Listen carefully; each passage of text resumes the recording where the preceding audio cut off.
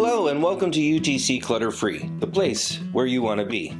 My name's Jason Dombrow, and for 20 years I've been helping people just like you get unstuck from their stuff. Since 2005, I've been a professional organizer and owner of Under the Clutter here in Los Angeles. And if you would like to get uncluttered in 2025, hit that subscribe button because you don't want to miss anything. Let's get started. So you finished the inventory step, or you're still working on it. If you've missed those videos, I highly recommend going back and watching them because we're about to move on to a totally different step. The second step, structure or framework. Where does the main items in the room that are creating your intention go? What big items have to fit here? Where does the couch go? Where does the table go? Where does it all go? How do I need to set up the room to fulfill what I'm out to create here? You want to stand in the main entrance of where you walk into the room from and look from that point. And you take a survey of the room. You know, if I'm going to create a craft room and I happen to have a sewing machine in it, I already know I'm going to need a spot for the thread, for extra needles. I probably need a table to cut on or lay things out, fabric. You know, the space already creates itself.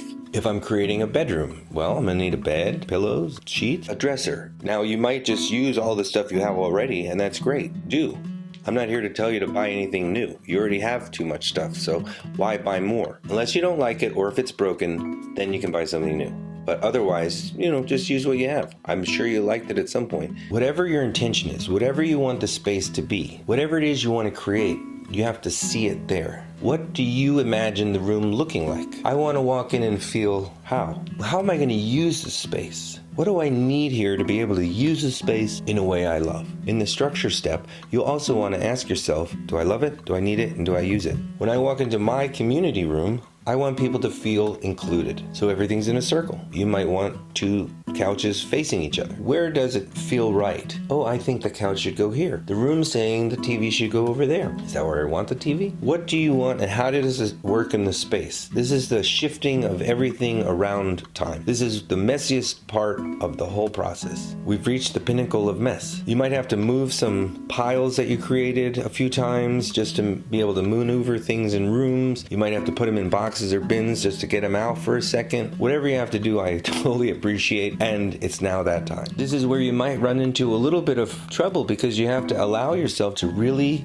create the space you really want to have in your house. What if it doesn't work? What if I don't like it? What will people think? Can I put it back? Yes. You're not stuck with anything, but you can create anything, and your house doesn't have to be standard. It can be unique. It can have your personal touch. It can have your family's personal touch. You're going to start having visions going, oh, that would look good there, or oh, this would go there. You're going to start seeing things come into place. This is your time to choose, to really allow yourself to have anything you want in that space. Anything. Are you willing to allow yourself to be happy? Because it might take painting that wall bright red to have it be the color you want. It might. Can you even allow yourself to have it? It might have that much passion. It might bring out that much of a drive. Follow it. Do it. Go for it. Take the chance. You have nothing to lose. If you don't like it, you could always change it. And then you can change it again. And you can change it again. You are not stuck. You don't need it. You never have, and you never will. As you go through this structure step, you find something you don't like, you don't want, you don't need,